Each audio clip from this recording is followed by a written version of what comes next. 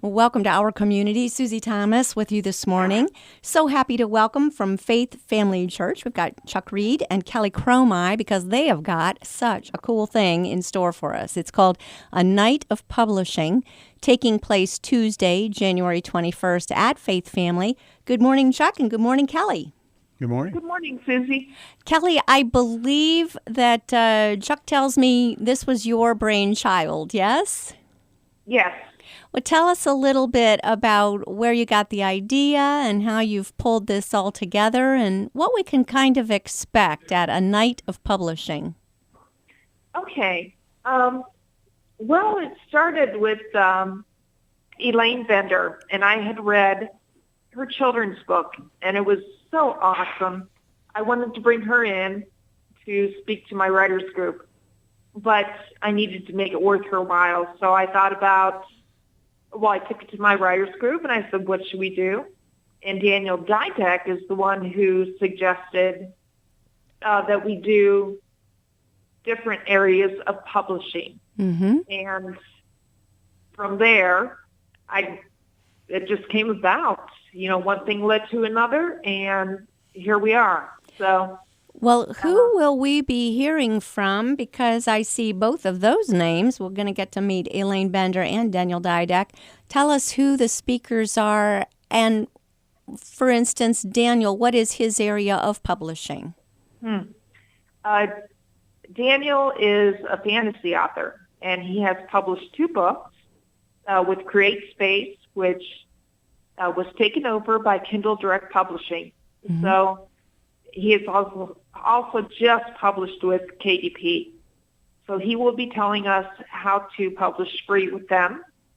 Oh, hold on. Let me just stop you right there. Okay, a lot of times people are hesitant to self-publish because it can cost quite a bit of money. So you're saying there's self-publishing available at no cost? That's correct. With KDP, you can publish completely free. That's you amazing. have the complete option to do it any way you want. You can spend nothing, or you can spend money on editing. You can spend money in different areas. And Mm-hmm. he's going to discuss all of that with us. Oh, that'll be really good. Self-publishing is a whole different ballgame than it was years ago. It's really become something completely Yeah, different. it's evolved a lot. Totally. Elaine Bender, then, it was her book that got this all ball rolling. Tell us a little bit about her book and why that was so wonderful. Her book is about her son who has Down syndrome, and Elaine Bender has a special needs ministry. Her ministry is what influenced her to go the self-publishing route, and hers is a little different, and she had a wonderful experience, and she'll be able to tell us about all of that. That's tremendous. And you do have a speaker coming in who is more experienced with the traditional publishing. Tell us a little bit about that. That is Shelley Arnold, and she has traditionally published 3 books now, and she is a women's fiction author, and she has a marriage ministry, so we're going to hear about that. She will be able to tell us about the path to her success. Wonderful. Well, you've got all the bases covered. We're going to be hearing from 3 different authors. And who would you say, Kelly, ought to come to this conference? Everyone who is interested in publishing. So whether or not they actually have a book to be published, or whether they're thinking about writing a book, this will still be very valuable information for them. Also, for anyone who wants to work in the publishing industry, this will be an opportunity to network with other people. Nice. And we're going to have a great time. We really are. Nice. It'll be packed with information. Yes, already I've picked up something. All right, so Tuesday, January 21st, 6:30 to 9:30. at Faith Family Church over on Freedom Avenue in North Canton. Do people need to register ahead of time, Kelly, or is this something that you just come to the door? They should register. Seating is limited. Mm-hmm. Even at Faith Family, huh? Yeah, believe it or not. So they would want to email a night of publishing at gmail.com, and that's all they need to do to reserve their spot. Great. Is it free to attend? Yes, it is. Wow. Okay, so all of this information and networking with published authors, and it's not costing us anything. That's correct. That's amazing. I would say night of publishing at gmail.com. And that's all you've got to do to reserve your spot. When you say limited, how many people are you expecting, or how many people can you handle, Callie? Up to 100. Oh, wow. Okay, yeah, you really better not dilly-dally then. Get your spot reserved, right. What kinds of things, what topics will be covered that night? Could you repeat that question? Sure. What topics, what kinds of things are going to be covered that night through the speakers? Kelly, won't part of that be that what they're doing in the trenches and how they got through things and how they got to where they are? So we could look forward to each one of them kind of telling their particular story and their journey and their experience with publishing? Yeah. And do you have a chance to have some Q&A? Will there be some questions and time where we can just talk to them as a panel? Absolutely. Danny is going to be talking about Kindle Direct Publishing and how to publish free with them. And Elaine Bender will be talking about her special needs ministry and how that influenced her decision to go the route she did. Nice. She's going to be talking about the publishing packagings that were available to her, why she chose one publisher over another.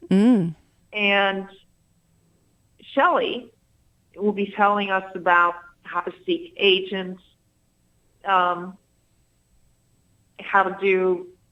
be talking about query letters, and how to go about getting picked up by a traditional publishing company. Right. Sounds exciting. All right, again, this is free, and it is a night of publishing at gmail.com to register. You can find out more somewhere. Do you've got a website or someplace where there's more information? Or just they give you a could call? go on Facebook and put in a night of publishing. Great. And they could also contact me through email. And Susie, could I tell people about the contest that we're doing? Please do. All right. We are going to have 3 different winners. If they email me at a night of publishing at gmail.com and say they heard this on the light, then they will be entered into a drawing to win a book from each publisher. And we're going to have 3 top winners. Wonderful. So nice. So you can pick up some of the books from some of the authors that are going to be there. And this, we should say, is a separate contest from anything else going on at the Light. This is not going to affect you winning a live tickets or anything like that. So if you are able to pick up some of these books, this is just a nice icing on the cake perk. Thanks for making that available, Kelly. Sure. Chuck, let me talk to you a little bit. What was your interest in getting involved with this evening? Well, I like writing, but it's hard to explain what you're going through to others that don't write. It's just like a fog goes over their eyes. They just don't understand the ups and downs you're dealing with, and other writers do. Yes. And I think in any field you're in, to be able to talk to someone that's been in the field, it may seem small to someone else, and it's not, and it may be big to someone else, and it's not. There's things you deal with daily, emotions and writing and time, and your mind's got to be on the right thing instead of on other worries or troubles or whatever the case would be. Let me throw this out to both of you. What would be your process? Do you say, okay, today I'm going to sit down and I'm devoting a couple of hours to writing, or do you wait for the Spirit to move you saying, ooh, there's an idea, I'm going to run with it, or a little of both? You want to go first, Kelly? Sure. I write by the seat of my pants. I am known in the industry as a pantser. And I'm a fellow pantser. oh, good. Yeah. We understand. Yes. But when I start writing, I can get on a roll, and then I just want to go with it and finish it. Isn't it something how laundry goes undone, dinner goes unmade? When you've got this idea, you really can't get away from it. You cannot put it down, can you? Or am I the only weird one there? No, I'm right with you on that. Yeah. Chuck, how about you? Well, I'm part of entertainment with the singing and the acting and all that, so the writing. One night I got home, and I've always doodled and written things. One night I got home and started writing something, and I wrote all night. And probably didn't even realize it. No, and I was crying and I was laughing, and I wrote this. I thought, that's a great story. So then I started doing it. I found out my problem is I don't dedicate the time, because once I start, I'll write 4,000 words average. That's what I'll write. Wow. So if I start too late, I'm up too late. If I start too early, I miss the other things I want to do. So I try to time it where, okay, I'm here, just start writing. So there is a way to be disciplined and be still on flying by the seat of your pants at both times. Maybe we'll pick up some tips on how to have boundaries in our lives while we're trying to be creative and go off on a roll, on a tear. Yeah, I'm not quick on that. Usually I have to daydream for about an hour, or even start writing. It's like just write. Just write. Don't worry if it's good or bad or what it is. Just start writing, and then it will start flowing. Do you agree with that, Kelly? Yes. That's what I've heard. Good writing is in the rewriting. Kelly, tell me a little bit about your writing experience. You've been at this a while, haven't you? Yeah, as a hobby, I have. Mm-hmm. What is it about writing that draws you in to this? What makes it a fun hobby? It stretches my imagination. I think that says it. Yeah. You know what? Writing, when you're trying to get it out of your head, it's hard. It can be hard. It takes a lot of work. But when I'm done with a story and I'm satisfied with it, it is the best feeling in the world. It is the best accomplishment in the world. I like having a story written, I don't think people who don't do this realize how hard it is. Yeah. How almost like childbirth, that it is really difficult to be, and you almost feel like you have delivered a baby once you've got that story there and it's written and complete. Well, I can't say but I could. I say I do share as the father of children, Yes. But no, you're creating something. You're creating a world. You're creating situations, and you have the power to solve those. How many times you've been in a conversation somewhere, and later I wish I would have said this, or darn, I wish I had. Well, as a writer, you can have the perfect answer because you don't have to answer it on the spot. You can come back later. That's right. Yes, that's a good way to describe it. But again, it seems like kind of like painting or any other kind of artwork. It's when you go back at it that second time, that second brush, and that third time. And then at some point you've got to say, okay, it's finished, or else you would just keep on rewriting it forever. Yes, it's tricky, huh? Yeah. You can go through 10 rough drafts before you get to the finished product. But you do have to make a decision to say, okay, I've done the best I could. I've researched it. I've done this and hired an editor or not, or all the different things that you do. You do have to make a decision. Okay, enough's enough. And then just go for it. Yeah. Yeah. And these are the kinds of things I think we're going to be learning at A Night of Publishing. It's taking place Tuesday, January 21st from 6:30 until 9:30 at Faith Family Church. Only room for 100 folks. So you do want to be pre-registered and do that by emailing anightofpublishing@gmail.com. I think we're going to get a chance to speak with Shelley Arnold, who's going to be the traditionally published author that's going to be speaking that night.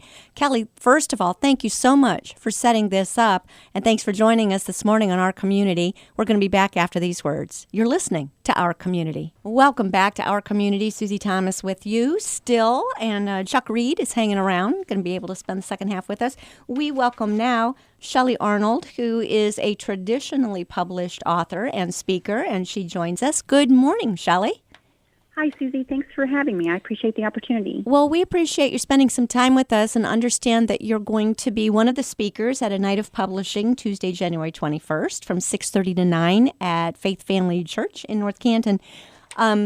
Shelley, how on earth, this is the question that most people, how do you become a traditionally published author? How do you break through and get someone from a publishing company to say, yes, I actually want to pay you royalties and publish your book? How does that happen?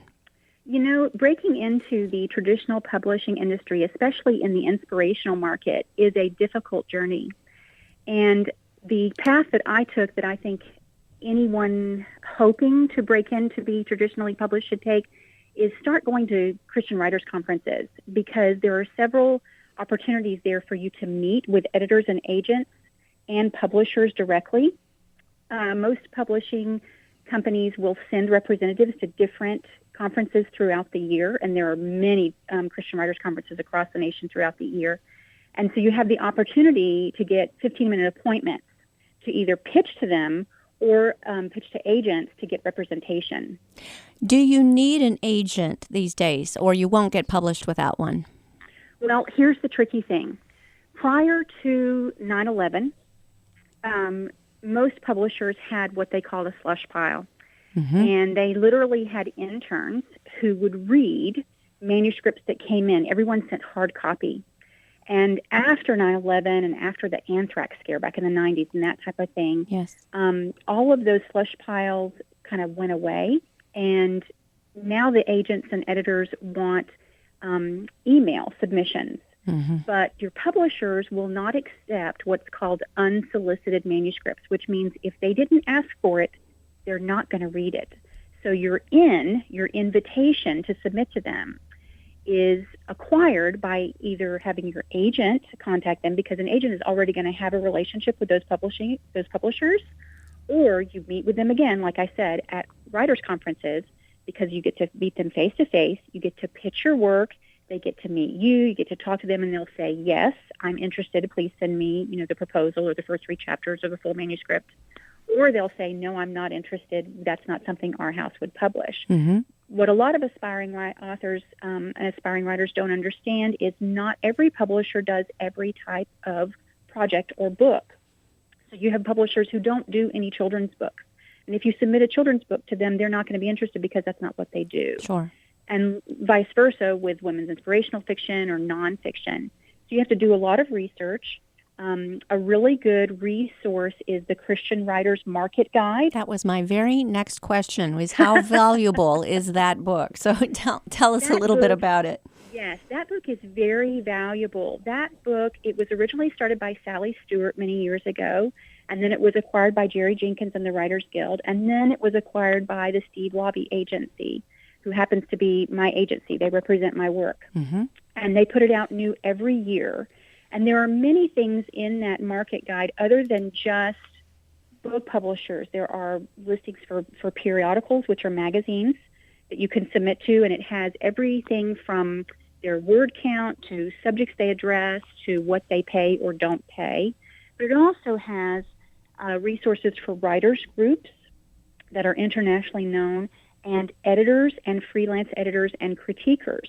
So you can find good resources there to get your work looked at even before you submit it, which I would hugely suggest. Mm-hmm. Always have your work ripped apart by about 6 or 8 different people who really know that genre before you submit something, because you want to put your best foot forward. It's very, very easy to get anxious and feel like if I don't submit quickly, I'm not going to get published anytime soon.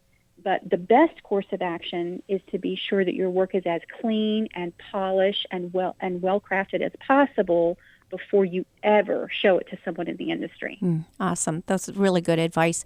The other nice thing in that book is it gives you a sneak peek as to types of genres they do. So you're not guessing. You really are matching up. It's almost like a matchmaker thing. You're looking for this, I do this, and trying to make that match. Is that how you see it?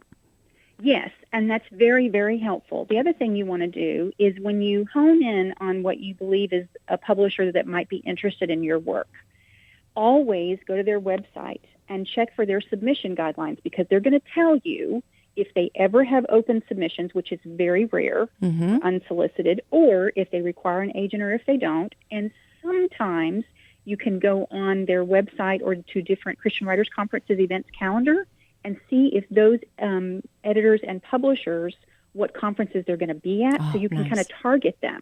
Yes, nice. And just happen to bump into them at the fancy meeting you here. You don't have to happen to. The conference circuit is very friendly to aspiring authors and writers. So, for instance, I always lead the manuscript critique track at the Florida Christian Writers Conference. And that conference, if you can believe it, the editors and publishers actually have their own assigned tables, and you can eat lunch and dinner with them and talk with them at a meal. Yes, you can take classes from them, and many of the conferences are like that. You don't only get 2 or 3 15-minute appointments over the course of a conference. You can also sit down with them. You can catch them after a class. One of the techniques I used to do is I'd take a class from someone, and I'd wait till after everyone was done asking their questions and had finished. I'd walk with them out and say, may I walk with you to your next appointment? Do you have 10 minutes? I'd just like to get to know you or pitch to you for a moment. Smart. And 9 times out of 10, they'll say, yes, you can walk with me, or, can I buy you a cup of coffee if you're at a big conference or whatever? Or if they have another appointment, they'll say, you know what, I'm too busy, but can we meet tomorrow at such and such? Because they attend the conferences on purpose to find product. They don't have a job if they don't have books to publish. Exactly. Need to remember, you're helping them. You're giving them creative work that's all completed and ready to show.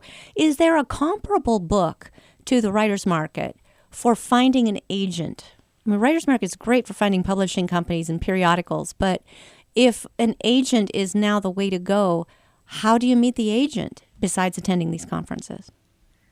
Meeting agents, I would say the best option is to go to the conferences also. I believe there are agent listings in that market guide also, or at least there used to be. I haven't seen the new one, but I believe there are agencies listed there. A key thing is think of it as kind of hiring a realtor. If a realtor wants money up front to list your house for sale, you don't want to work with them. An agent is the same way.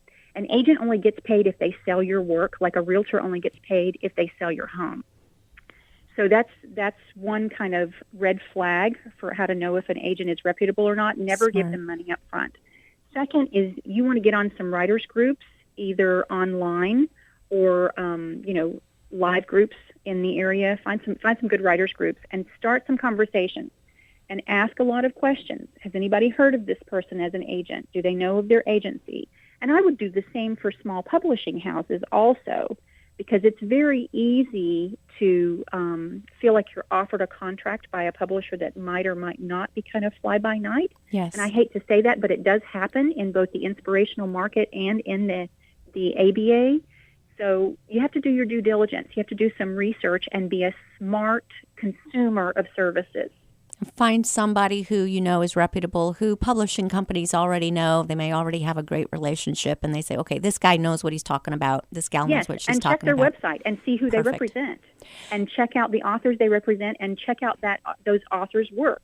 If you find an agency online that represents such and such an author and you go check out their work and their work isn't polished and it's not high quality, then you know that you probably don't want to work with them if you want to stay in the high quality end of work. But it's so exciting having someone say they want you.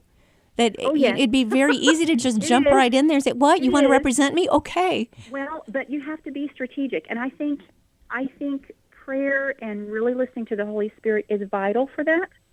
I had several agents offer me representation before I signed with the one that I'm with. There were opportunities for me to move more quickly into the publishing arena, but each time in those earlier stages, I felt like, you know what, I don't think they're as critical as I wanted them to be. I wanted them to be very critical of my work and really help me hone my craft and improve my craft, and just instead of just giving me a contract and saying, yes, let's go fly with this. Because then you're going to get rejections from the publishers. You might get a yes from the agent. Right. You're going to get rejections from the publishers because your work isn't as polished or as good as it needs to be. Or just not what they're looking for at that time. You got to love rejection to be a writer, don't you?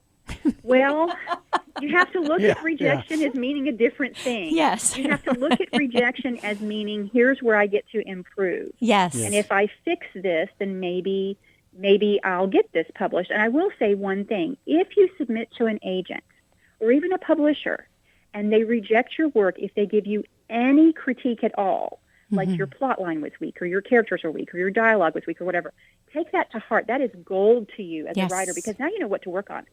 Always ask, if I polish this up and fix that, in a year can I submit to you again? Always we can do ask that? that. Okay. Oh, yes, absolutely. Now, you don't want to send it in 2 weeks. Right. They don't like that at all. Right. But ask them if in a year, if I work on this and improve this, do I have an open door with you? And they'll tell you yes or no. And if they do, then you have gold, because you know exactly what to work on and what to improve. And then you can resubmit to them, and you've already got a relationship. And what that shows them is that you have a teachable spirit, that you're willing to learn and receive instruction, and that you're willing to work on your craft. And that goes a long way in this industry. You have to have a teachable spirit. You found a really neat niche for your own work. Tell us briefly in our closing minute about your trilogy and where we can find it.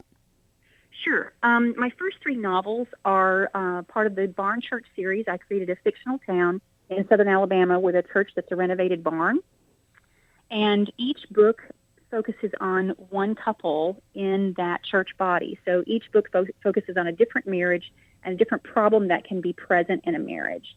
So the first book is called The Spindle Chair, and it's the story of the little pastor and his wife.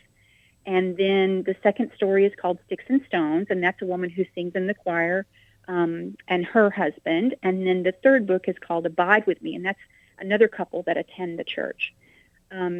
Let's see, where can they find it? They can find them at Amazon, of course.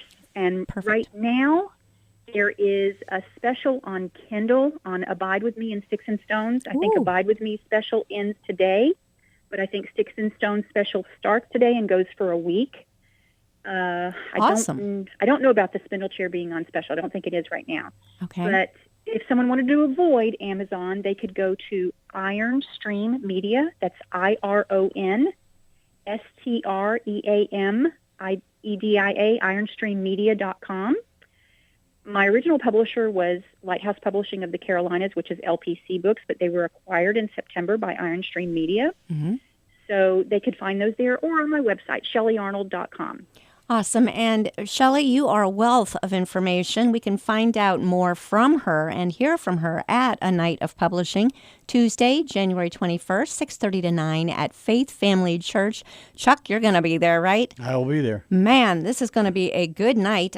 You want to register ahead of time. There's limited seating, so go to anightofpublishing@gmail.com. Shelley Arnold, thank you so much for joining us today. We look forward to seeing you that night, and thanks for being here on Our Community. You're very welcome. I appreciate the opportunity.